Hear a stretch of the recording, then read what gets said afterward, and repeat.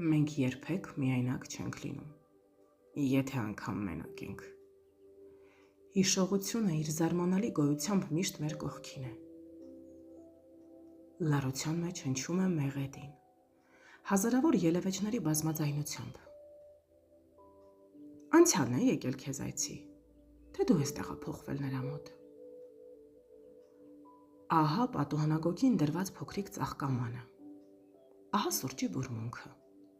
ահա ծաղկումի մեջ խշշացող այգին, ահա դաշտերի ընդարձակությունը, ահա մայրամուտի ման ու շակագույնը։ Աչքերիս անկյուններում մի քանի կաթիլ արցունք է լճացել։ Այնքան իրական է այս ողջ անիրականը,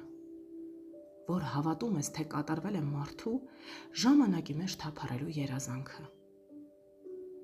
Ափսոսանքը խռոված ալիք է տալիս ներկայի ու անցյալի միջև,